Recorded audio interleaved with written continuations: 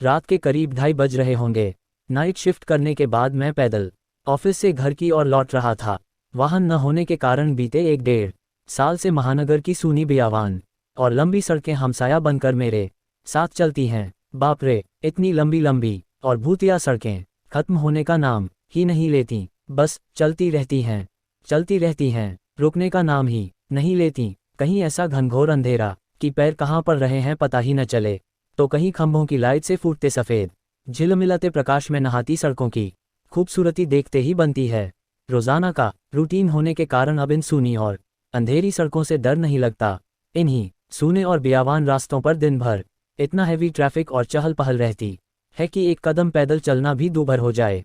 मई की बेरहम गर्मी, माथे से चूता पसीना और ऐसे में अचानक हल्की ठंडी चलने लगे। माथे के पसीने से टकराती ठंडी हवा कितनी शीतलता प्रदान करती है। ऐसे में कौन बेवकूफ़ होगा जिसका मन गुनगुनाने को नहीं करेगा। गुनगुनाते हुआ मैं आगे बढ़ ही रहा था कि अचानक आंखें एक जगह पर जाकर ठिठक गईं। सड़क किनारे एक सभ्य सी अधेड़ महिला खड़ी दिखाई दी। करीब 100-125 फीट की दूरी रही होगी। कंधे पर छोटा सा बैग लटका था, वहीं पैरों के पास भी एक ब्रीफकेस ज़मीन पर रखा दिखाई दिया। सफ़ेद प्रिंट वाली साड़ी से जिस करीने से उसने अपना सिर ढक रखा था, उससे तो वो किसी भले घर की ही गृहिणी ही लग रही थी। लेकिन इतनी रात गए, वो भी शहर के भीतर से गुजरने वाले हाईवे पर, कुछ अजीब सा लगा। हो सकता है मायके या ससुराल वालों ने बस में बिठा दिया हो और किसी कारण बस लेट होने पर महिला को देर रात यहाँ उतरना पड़ा हो। शायद उसका घर यहीं कहीं आसपास ही होगा, या फिर शायद सवारी ऑटो या रिक्शे का इंतजार कर रही हो। लेकिन इतनी रात गए रिक्शा कहाँ मिलेगा? शायद घर का कोई परिजन गाड़ी लेकर आ रहा होगा। शायद सोचते हुए मैं उसके बहुत करीब आ गया। नज़रों से नज़रें टकराए, मगर वो ज़रा भी नहीं झेंपी। मेरी आंखों में बराबर देखती रही, भय का नामो निशान तक नहीं। वरना इतनी अंधेरी और सूनी रात में एक अकेली महिला, कम से कम मुझ जैसे मवाली सरीखे इंसान को देखकर तो डर ही जाए।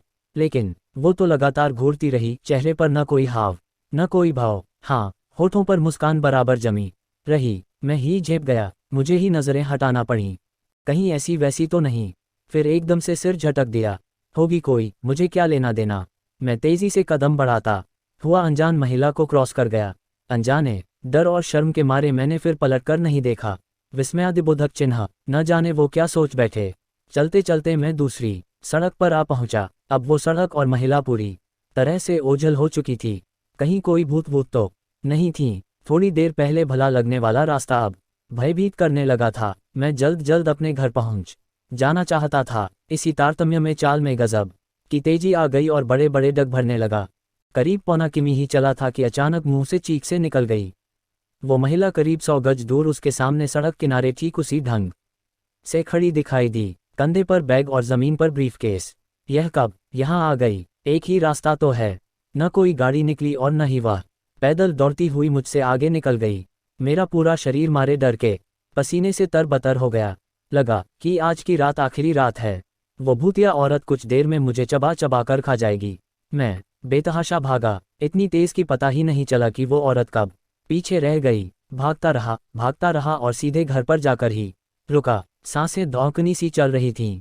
घर के बाहर ही कुछ पल खड़ा रहकर अपनी सांसों पर कंट्रोल किया। अगले दिन शाम करीब 5 बजे ऑफिस पहुंच गया। एक बुजुर्ग कर्मचारी को रात का सारा घटनाक्रम सुना डाला। हंसते हुए बोले, नूर चचा, अरे कहीं बूचखाने के पास की बात नहीं कर रहा? बूचखाना? मैं बुदबुदाया। हाँ, बूचखाना, स्लाटर हाउस, जहाँ जानवर करते हैं। बेटा, वो सड़क बहुत खतरनाक है। बहुत हादसे होते हैं वहाँ। तेज रफ्तार बड़ी गाड़ियों ने बहुत सारे लोगों को कुचला है। सुना है कि कई साल बस का इंतजार कर रही एक औरत को भी एक ट्रक ने रौंद डाला था। तुझे ही नहीं, बहुत सारे लोगों को दिख चुकी है। लेकिन बेटा, भली औरत की रूह लगती है, कभी किसी को नुकसान नहीं पहुंचाती। मैं हैरान था और परेशान भी। अब कैसे निकलूंगा उस रास्ते से रात में पैदल? और एक आत्मा औरत की रूह से आमना सामना हुआ है मेरा, वो भी भली औरत की रूह। आप देख रहे पी के कहानी 2.0